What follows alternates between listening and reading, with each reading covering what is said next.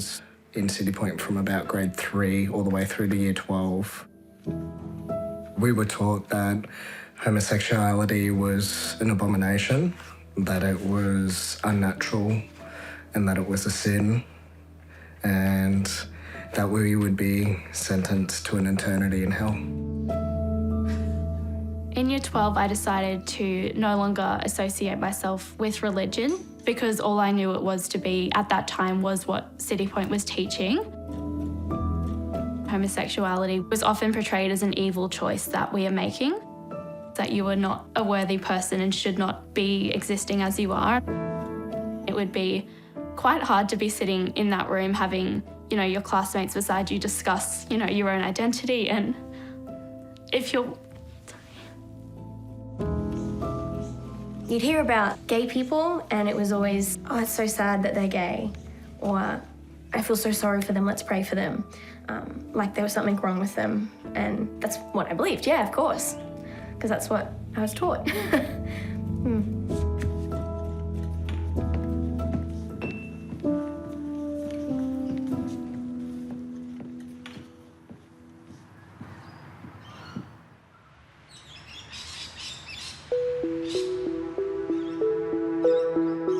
One Christian school is drawing criticism for issuing a contract that condemns homosexuality and allows them to exclude trans students.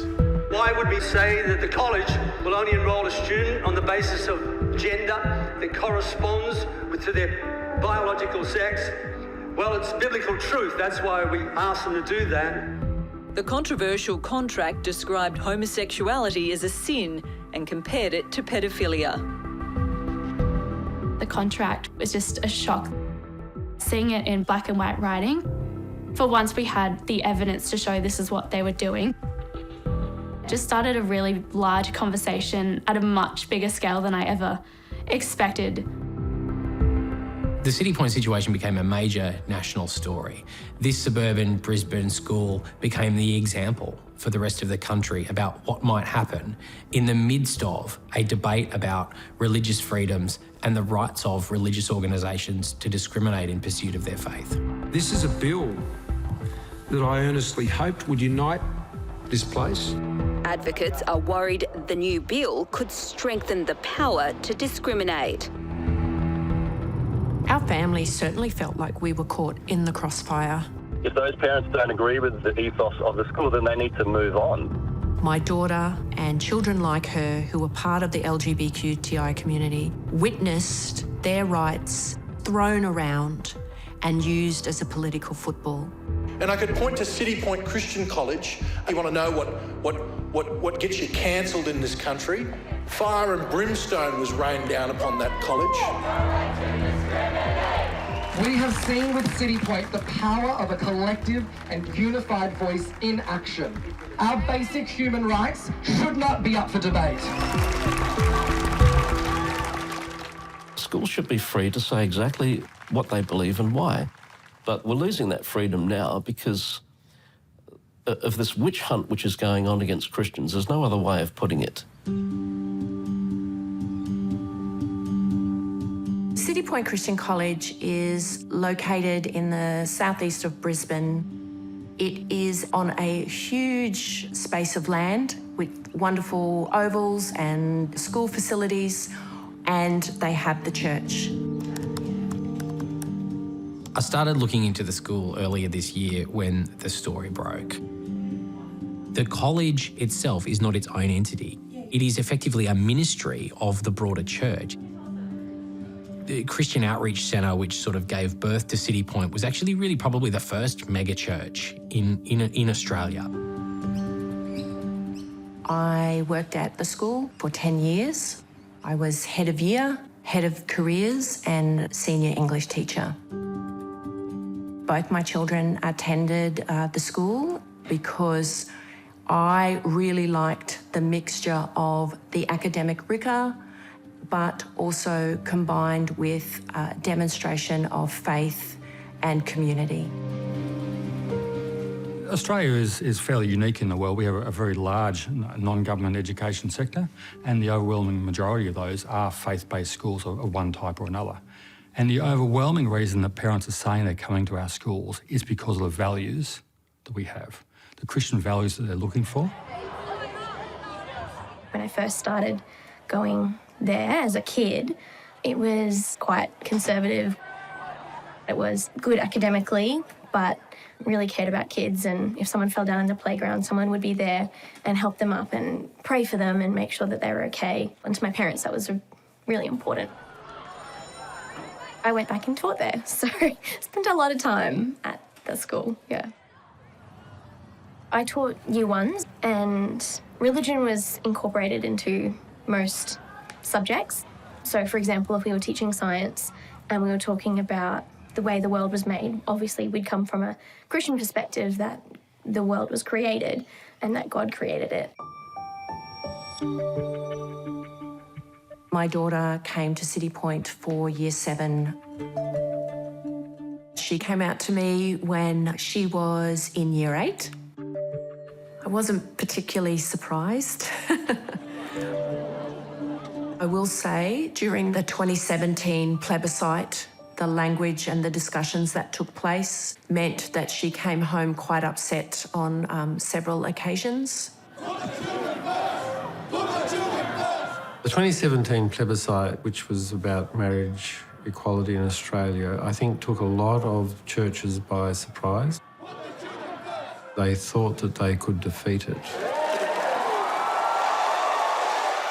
And so since the plebiscite, a lot of more conservative churches have been trying to work out how they can sort of reclaim the territory that was lost. My impression was that things seemed to become more conservative at Citipointe when we had our new principal. He was in charge of the Bible college at the church. I'm Brian Mulheron. This is my 3rd year as principal of Citipointe Christian College. I've been journeying alongside Citipointe for 40 years. My youngest brother came to school here. Our 3 children came through the school. I started at Citipointe in grade 10 in 2018.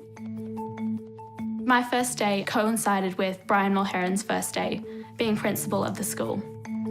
There was prayers and a sermon, and up on a PowerPoint he had a list of sins with homosexuality being one of them. So from that very first day, it was sort of being imprinted on me, okay, this is the environment that I'm now in and a part of. I didn't like a lot of what was said in those messages, and what he was saying was so not what Christianity represented to me. But I wasn't exactly an experienced teacher able to go out and teach anywhere. Things like assemblies and chapels, you'd be walking in with that predetermined fear of, are they going to talk about it today? I was still on the journey of discovering who I was and coming to terms with it, but that I think put a bit of a halt in that journey. Maybe it's not okay to be who I am. Maybe I have just been making these evil choices my whole life, and it's sort of amplified by, if you're being told this day in, day out, that guilt does start to build up. But it wasn't just me. In March of 2019, that was my graduating year, I posted a photo of me kissing a girl on my private social media account.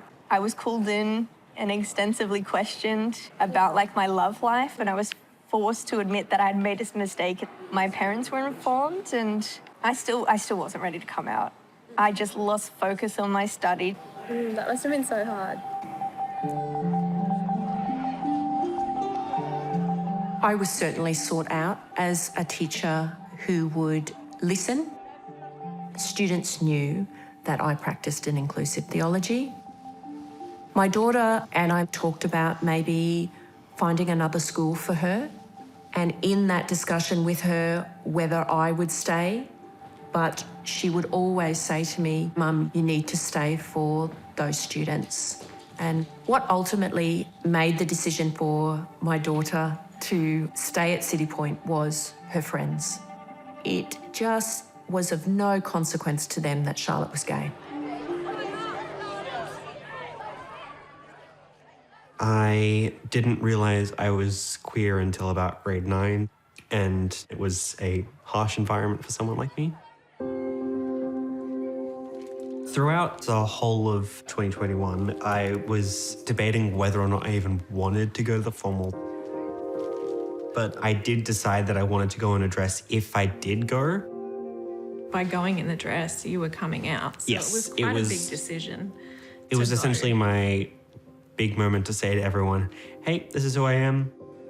I posted a picture of the dress I was going to wear on my private Instagram, and that slowly crept its way up the chain of command at the school until I got to the principal, which is when I was sent an email from the principal's head office asking me to come in for a meeting. In order for us to address this, we needed something very strong. And the LGBT legal service, which is a free legal service, wrote a letter to the school stating that this was a form of discrimination. The school did give in and say, you can wear what you want to the formal, but we would prefer if you wore something gender neutral. But we decided, well, Emmy's going in a dress. I was very happy to be finally looking how I wanted to look. At the time, we felt like we'd won a bit of a battle. Emmy got to pave the way for other kids. But I think that Emmy presenting to the formal in a dress really pushed Brian Mulheron to step up for what he saw as flying the flag for his Christian faith and the Christian faith of the school. At 5 p.m. on the Friday before school returned in January this year, the school issued an enrolment contract to families. Attached to it was a revised statement of beliefs. The principal had sent a letter saying that there were extensive revisions to the enrolment contract. I was like, oh, what's this on about?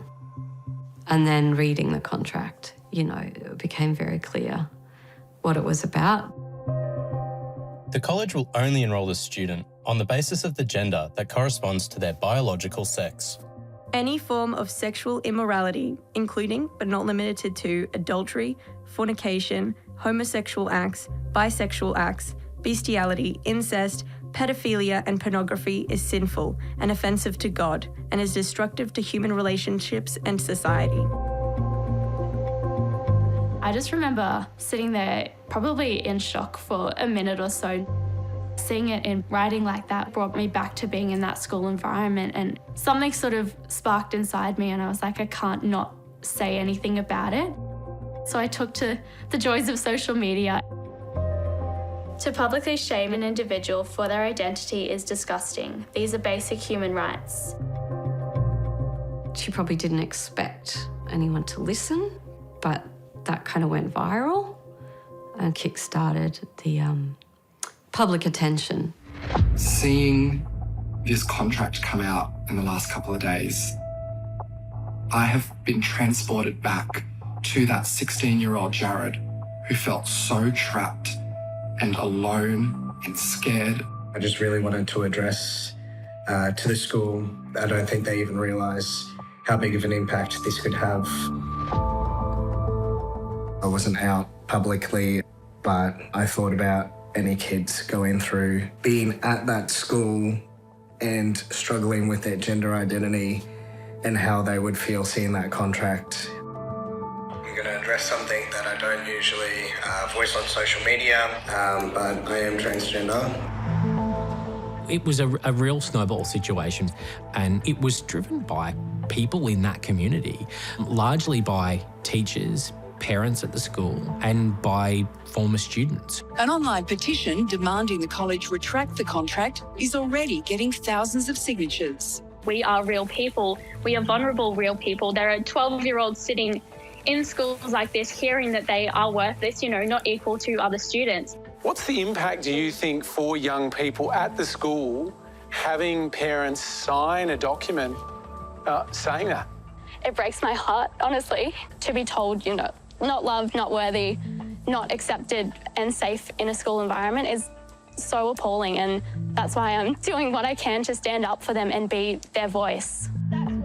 Some families took this campaign and ran with it and made sure that everyone in Queensland, and in fact the nation, really understood what this school was doing and how it made students at the school feel. I think you would all agree that our schools need to be safe places for children, and I don't think that religious belief should be an excuse to discriminate against our children. Hi, I'm Pastor Brian Mulheron, Principal of Citipointe Christian College. As you know, The school's position was to double down, was to make points about the school's religious freedom, its belief that it had the right to do these sorts of things. some people have criticised the college and said that we are discriminating against gay and transgender students. This is not the case. While I've been principal of the college, we have not expelled or refused to enrol any student on the basis that they are gay or transgender. Parents ought to be a little more careful in how they make decisions about where their children will be enrolled so that they will be certain that they're happy. So it's a pity that parents might be surprised to find out that Christian schools have a biblical Christian ethos. We have the freedom to maintain our Christian ethos and provide families an education based on our shared beliefs. The legitimate exercise of religious freedom is not discrimination. God bless you. It was a complete surprise and shock, really. Certainly not what we understood the school's position to be on some of these issues. A group of us parents got together and just chatted about what are our options. We certainly had the understanding that there would be consultation. Some of us had kids in year 12. What do we do? How do we find a new school? In fact, it was our beliefs that prevented us from signing this contract. I still had 2 other children attending the school. So Emmy's father and I made a decision to pull the kids out of the school immediately. We can't sign this. There's no way. There's no way I would sign it. Yeah. My office fielded dozens, if not close to 100 calls from families who were distressed and who were seeking alternative educational options. It became very, very clear to me that I wasn't going to be able to sign that contract. And I knew that that meant if I couldn't sign it as a parent, I wasn't going to be able to continue to be a member of staff. Helen, how tough has today been for you? As an educator, my priority is to make sure that each child that I interact with feels safe. I can't work for an organisation that does that to kids. Well, I think students and their families needed the support from the Education Minister, so it was pretty important that we came out pretty strong, pretty early, and that's exactly what I did. I've spoken to the chair of our non-state school accreditation board. This matter has been referred to them. The Human Rights Commissioner has warned the school that you cannot contract out of your legally binding anti-discrimination laws in this state. And I guess it touched a bit of a nerve, as I am a very proud mother of a non-binary adult child. It's actually quite distressing to hear that someone like that would be treated the way that school has said it. I'm sorry. The backlash was so strong that even Scott Morrison, who had been championing the religious discrimination bill, had to come out and say that he had concerns. We've been talking about the Citipointe Christian College here. Yeah. What's your thoughts on it? No, I don't support that. I mean, my kids go to a Christian school here in Sydney, and I wouldn't want my school doing that either. I was very nervous to go into work on Monday. Most people were pretty shaken. I felt embarrassed. And I felt ashamed that I was still part of it and that I didn't do anything sooner. I prayed about it, but later on I decided I couldn't stay at Citipointe. The school community was divided, but there was still plenty of parents and families who were supportive of the principal and his policies. I want the school to align with the ethos system that I believe and have grown up with. God does love all for sure, but he doesn't accept some of their behaviour. And it's that simple. It's black and white in God's eyes. Look, we read it, we signed it. We're not pulling our son out of Year 12. If you don't like it, move on. And we know Pastor Mulheron is a decent man. There was a parent group started called Pray for Citipointe They were supportive of the contract and they were sticking up for the school, which found itself increasingly under attack. Staff received death threats. Students were being bullied. I've heard that students were told by their employers not to wear their Citipointe uniform when they came into their part-time jobs. But we also had a very pernicious, in my view, campaign. We had the State Attorney General using the power of government to actually call for, to solicit complaints against the school. We had the Education Minister instruct the Registration Board to undertake a review of the school. Now, they're quite powerful forces being amassed against a school. The backlash was swift, but also effective. The school reversed its position. By Wednesday, the contract was torn up, and by Friday, the principal had stood aside. Citipointe Christian College has now apologised to parents and says it deeply regrets if any students felt discriminated against on the grounds of their gender identity or sexuality.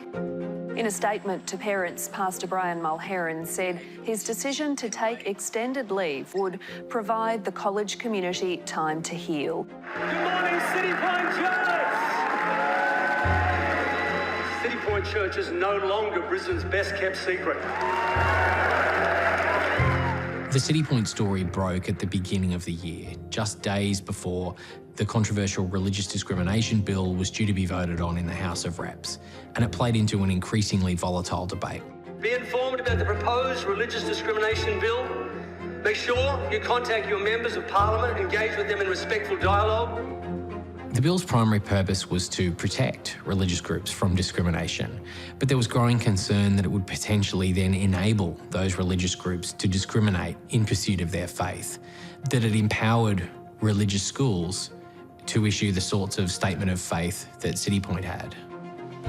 I think of the wonderful schools in my electorate, but there are still some, and we've seen this just in recent weeks, that would purport in the name of their religion to discriminate in what I think is quite a heinous way. I think the Citipointe story had a profound impact on the conscience of many of my colleagues in the Coalition Party room. I believe that we've already begun to see the potential impact of this legislation, which is a slippery slope to setting our society back decades. The government was under increasing pressure from within its own ranks to not just amend the bill, but also some associated laws. And it negotiated a last-minute package of amendments that included protection from expulsion for gay school kids. Whilst I'm very pleased to see that there would be an amendment to protect gay students, I'm horrified to see that it doesn't extend to children who identify as transgender. That was just wrong for me. So I decided to cross the floor on this legislation because, for me, it was a fundamental point of principle. Prime Minister Scott Morrison has suffered a humiliating defeat on the floor of the Parliament. The revolt has forced his government to abandon the religious discrimination laws it promised before the last election. In a marathon session of Parliament, 5 of his moderate MPs crossed the floor. They joined crossbenchers and Labor to protect transgender students from discrimination. The religious discrimination bill passed the lower house, but it was pretty quickly shelved. No one was happy. Religious groups said the final version was too watered down. Others said that they didn't think it went far enough in terms of protecting school kids. The issue disappeared from the headlines, but it ultimately hasn't gone away. We were ecstatic, elated, but that was just the first step for us. We were like, we really can't stop. A group of us met through social media and we were like, let's just band together. So we decided to start a campaign called Educate, Don't Discriminate, which became just a space to continue to spread that awareness. Yeah, where's everyone's head at with how crazy the past month has been? It definitely snowballed very quickly. A lot of these religious schools, the students still have to, wake up the next morning and go back into that school environment. I think that's why so many people have been reaching out to us, because there's so many shared and lived experiences. I got lots of messages flooding through to me. It was lots of different schools across Australia. So we had one message come through about a student who didn't feel comfortable talking to the school counsellors just because they knew the stigma and the environment of the school. It did help students because they felt safe to share their story, but our focus definitely shifted to what can we do to make these school environments safe places for students, which is still an issue that has not been resolved A lot of people asking, what's going to happen next? When can we see changes in our schools? In terms of support inside schools, there's still not a lot of it happening. It is a little bit frustrating because there's only so much you can really do, when religious schools are still standing their ground on these issues. I know sometimes it's frustrating that these things take a little bit longer, I guess. And I know sometimes it takes a while, but you want to get it right, if you know what I mean. There will be change. There is no doubt about it. You've seen that change already on the ground. There's more to come. A Brisbane school at the centre of a discrimination debate earlier this year is being referred to the Queensland Human Rights Commission. Our decision to file a complaint to the Human Rights Commission, I think it came from us wanting to see those real changes happen. This isn't just a case about gay people against religious people. A human rights approach says that both of those rights should be equally protected. This is actually a very significant test case about safety and protection in schools. It's really hard to say if it is documentation they ask the parents to sign is or isn't legal at this point. Under Queensland anti-discrimination law, you can't discriminate against a student on the basis of their LGBTI status, their sexuality or their gender. What the school can do, however, is to only enrol students of their religion. So it's referred to as positive discrimination in favour of those of their religion. The actions of Citipointe really did reinforce for many of my colleagues in other states, Attorneys General, the need to make sure that our legislative framework around preventing discrimination and responding to discrimination is kept up with communities' attitudes. What we're seeing is quite an aggressive legislative attack on that fundamental freedom of religion. They're making it so difficult. It's just creating a lawyer's picnic. It's going to result in expensive and complicated litigation. There is pressure on schools, and it means that they are less likely to be open about what their beliefs are, and it may even cause them to weaken their beliefs. So I would urge the wider Christian community to go back to the Bible, to recognise the claims of Christ, and to promote those without fear or favour.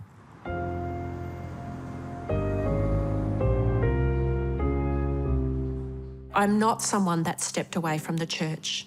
You don't get to put me in that box of someone who's lost my faith. My faith is incredibly important to me. It is not one or the other. Thank you so much for meeting me. It's my delight. Making sure that I adhere and don't come out from God's covering. I sought out a discussion with the Dean of St John's Cathedral here in Brisbane. Bible is very, very important to me. I believe that we are created beings, and yet I find myself in a position where I'm on the outside sometimes. There are a lot of people in the religious world who feel under threat from secularism. Sometimes it looks like the faith is locked in sort of a timeless, almost concrete slab. But over time, we've actually incorporated lived experience. We've learnt that the Earth isn't 4,000 years old. We've learnt a whole heap about humans and who we are. We're trying to celebrate a version of the Christian faith that is about people flourishing, about inclusion, about people finding their place in community.